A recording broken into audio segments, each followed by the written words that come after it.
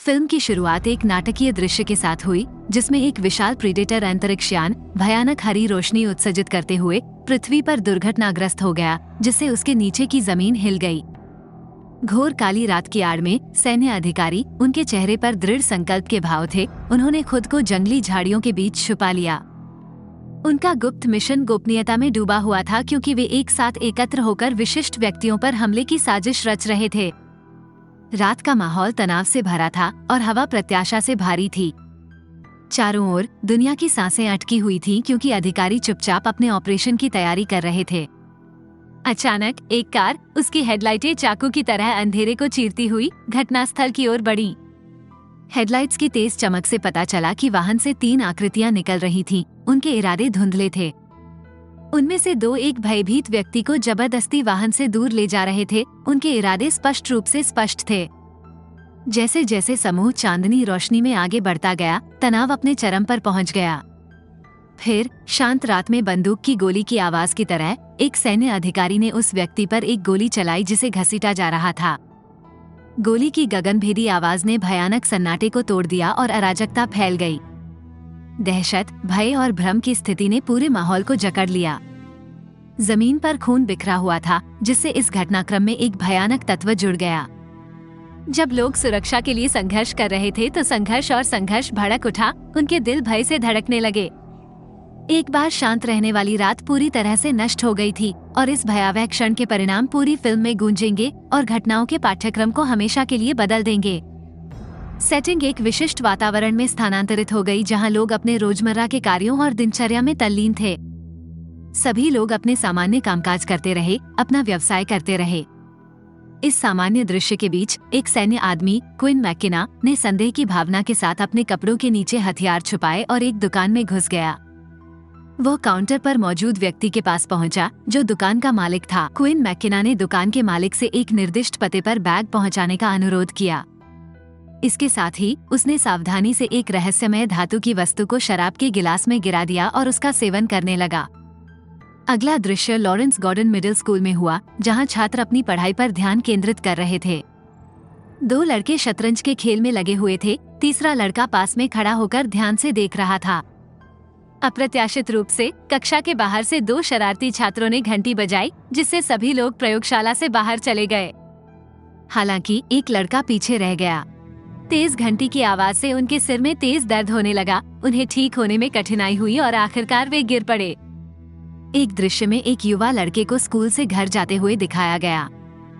रास्ते में उसकी नजर एक भौंकने वाले कुत्ते पर पड़ी, जिसकी शोर भरी हरकतों से उसके लिए एक और सिरदर्द पैदा हो गया। फिर भी वह सुरक्षित घर पहुंचने में कामयाब रहा। जैसे ही वह अपने दरवाजे पर पहुंचा, एक दस्तक गूंजी। उसे खोलते ही उसकी मुलाकात एक डाकिये से हुई। इसके बाद कहानी मैरीलैंड में जॉन्स हॉपकिंस विश्वविद्यालय में स्थानांतरित हो गई, जहां पुरुषों के एक समूह ने एक महिला प्रोफेसर से संपर्क किया और उनकी कंपनी का अनुरोध किया। लड़के के पास लौटकर वो अपने होमवर्क में तल्लीन था, जब उसकी मां ढेर सारे उपहार लेकर अचानक प्रकट हुई। उसने एक प्रस्ताव दिया, जिससे उसे समुद्री डाकू मुखौटा या फ्रैंकस्टीन मुखौटा चुनने की अनुमति मिल गई।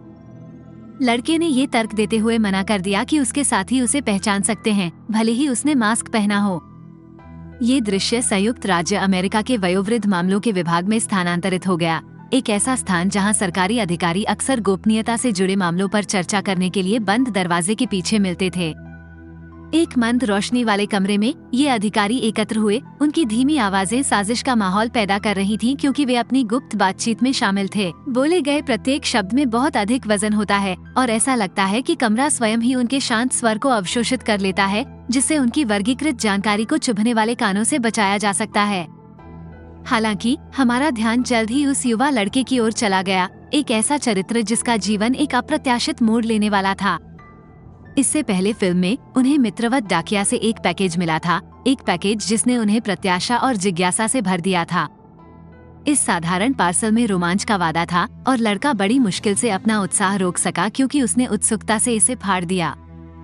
पैकेज के अंदर उन्हें एक अनोखी मशीन मिली, एक उपकरण जो कुछ हद तक रोबोट और कुछ हद तक गैजेट जैसा दिखता था। इसकी अजीब उपस्थिति ने तुरंत उसकी कल्पना पर कब्जा कर लिया और उसकी आंखें आश्चर्य से चौड़ी हो गईं।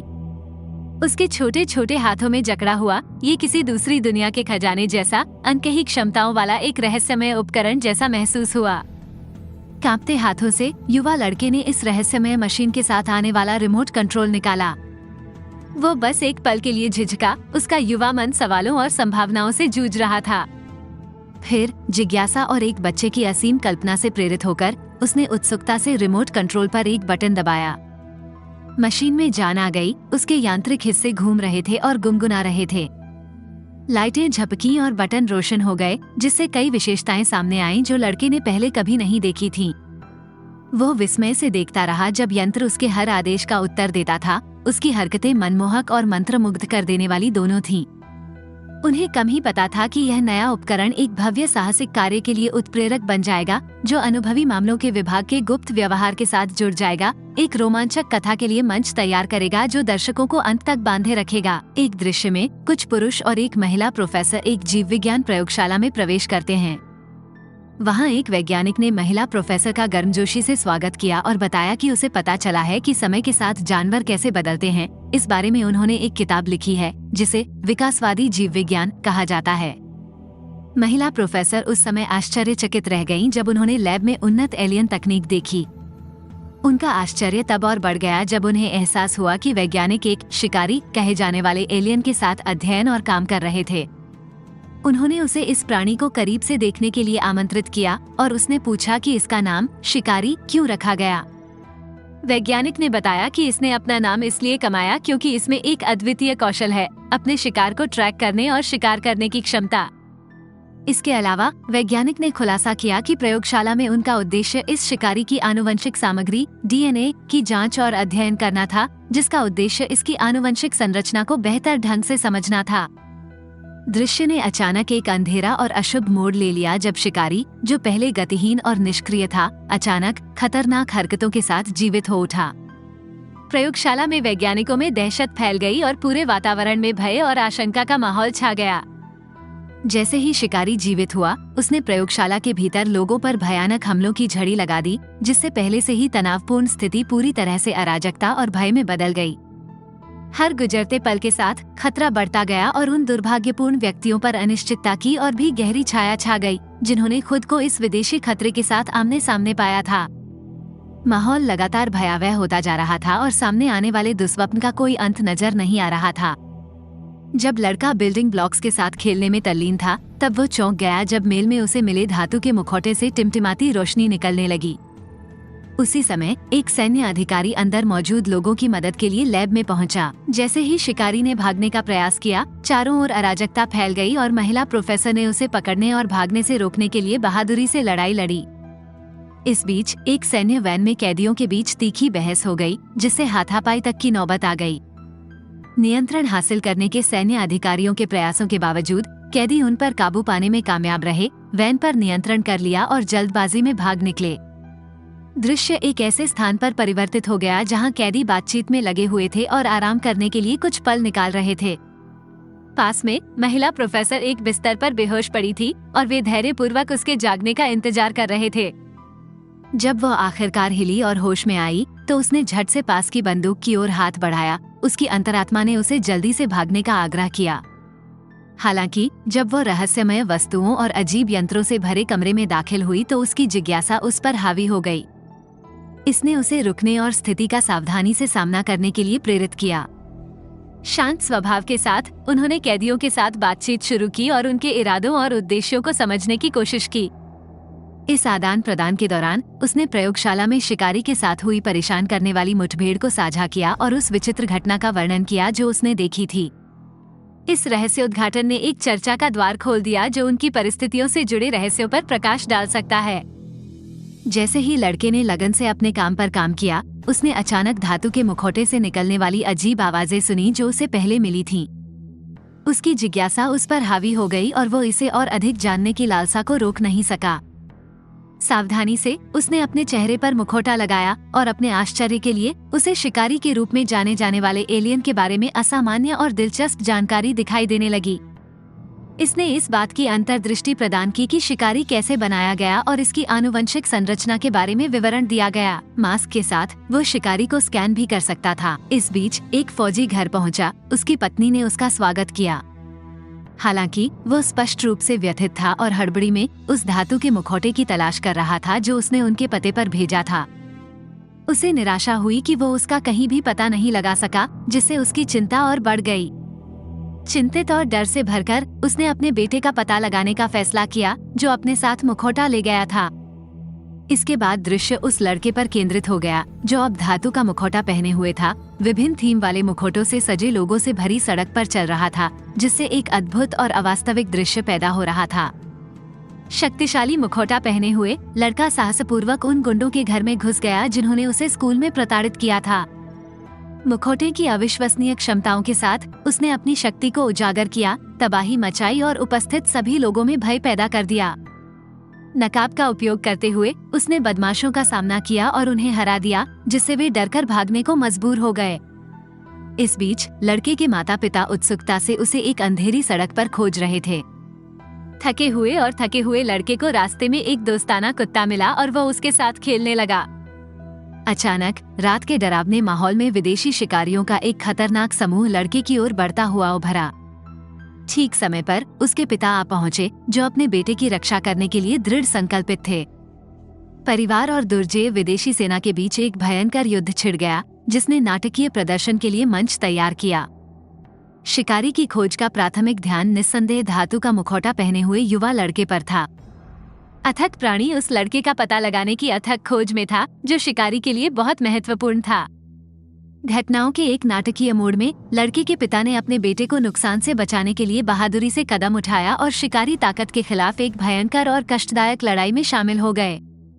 पूरा दृश्य तीव्र भावनाओं, आतंक और सभी बाधाओं के बावजूद जीवित रहने के अटूट दृढ़ संकल्प से भरा था। जैसे जैसे संघर्ष बढ़ता गया, ये लड़के, उसके पिता और उनके सहयोगियों के लिए एक हताश संघर्ष बन गया। मानवीय संकल्प और शिकारी खतरे के बीच टकराव एक भयानक दृश्य था, जिसमें प्रत्येक पक्ष वर्चस्व के लिए जमकर प्रतिस्पर्धा कर रहा था। अंततः सरासर धैर्य और टीम वर्क के माध्यम से लड़का, उसके पिता और उनके साथी एक प्रतीक्षारत सैन्य वैन की सुरक्षा तक पहुंचने में कामयाब रहे। इस कठिन संघर्ष से बच निकलना उनके अस्तित्व के लिए चल रही लड़ाई में एक महत्वपूर्ण क्षण था, जो उनके चारों ओर फैली अराजकता और खतरे के बीच आशा की एक किरण प्रदान करता था। माहौल शांतिपूर्ण शांति में बदल गया। हर किसी को आराम करने और हल्की फुल्की बातचीत में शामिल होने के लिए कुछ समय मिला, जो कि पिछली अराजकता और हिंसा के बिल्कुल विपरीत था। महिला प्रोफेसर शिकारी की विकासवादी आनुवंशिक संरचना के अध्ययन में तल्लीन रही और परिश्रम पूर्वक उसके रहस्यों की खोज करती रही। हालांकि शांति तब अचानक बाधित हो गई जब आवाजें हवा में गूंजने लगी, जो शिकारी कुत्ते जैसे एलियन के अचानक प्रकट होने का संकेत दे रही थीं। घबराहट भरी प्रतिक्रियाएं हुईं क्योंकि लोग खुद को बचाने के लिए हथियार लहराने लगे। फिर भी महिला प्रोफेसर ने हस्तक्षेप किया और उन्हें प्राणी को नुकसान न पहुंचाने के लिए मनाया, क्योंकि वो इस रहस्यमय शिकारी का अधिक विस्तार से अध्ययन करना चाहती थी। जैसे ही तनाव बढ़ना शुरू हुआ, एक हेलीकॉप्टर घटनास्थल पर उतरा, जिसमें कुछ लोगों को जरूरी काम था। वे उस युवा लड़के के पिता के पास पहुंचे और उस उपकरण का अनुरोध किया जिसे लड़के ने अपनी बांह पर पहना हुआ था। ये पता चला कि शिकारी और उसकी दुर्जय सेना दोनों जलवायु परिवर्तन के कारण इसके विलुप्त होने के डर से मानव जाति से बेहतरीन आनुवंशिक सामग्री प्राप्त करने के मिशन पर थे। घटनाओं के एक चौंकाने वाले मोड़ में उन्होंने लड़के को जबरन पकड़ लिया और उसे अपने हेलीकॉप्टर पर बैठा कर ले गए, जिससे हवा में अनिश्चितता और चिंता की भावना बनी रही। शिकारी और उसके इरादों से जुड़े रहस्य और गहरे हो गए, जिससे इस उजागर गाथा में एक नए अध्याय के लिए मंच तैयार हुआ। पुरुषों का एक समूह एक लड़के को अंतरिक्ष यान में ले गया और पूछा कि क्या वो इसे खोल सकता है। कुछ प्रयास के बाद लड़का सफल हो गया। अंदर उसे एहसास हुआ कि उनके बुरे इरादे थे और उसने कहा कि उसके पिता उसे बचा लेंगे। उन्होंने उसके पिता का मजाक उड़ाया, लेकिन उसके पिता अचानक प्रकट हुए और उसे बचा लिया। बाद में एक डरावना शिकारी प्रकट हुआ और युद्ध छिड़ गया। शिकारी ने अंतरिक्ष यान में टाइम बम रखा, जो फट गया। इंसानों और शिकारी के बीच लड़ाई शुरू हो गई। शिकारी लड़के के आनुवंशिक डीएनए को विकसित करना चाहता था, लेकिन उसके पिता आए और उसकी रक्षा के लिए लड़े। कड़ी लड़ाई के बाद वे शिकारी को हराने में कामयाब रहे। लड़के को प्रसिद्ध वैज्ञानिकों के साथ एक वैज्ञानिक प्रयोगशाला में काम करने का मौका मिला, जिससे उसके पिता को गर्व हुआ। उनके पिता ने भी अपनी सैन्य स्थिति पुनः प्राप्त कर ली। तभी लैब में एक बर्तन में रखा एक नमूना खतरनाक आवाजें निकालने लगा। लड़के ने बताया कि यह एक शिकारी हत्यारा था, एलियंस के भविष्य के हमलों से लड़ने के लिए।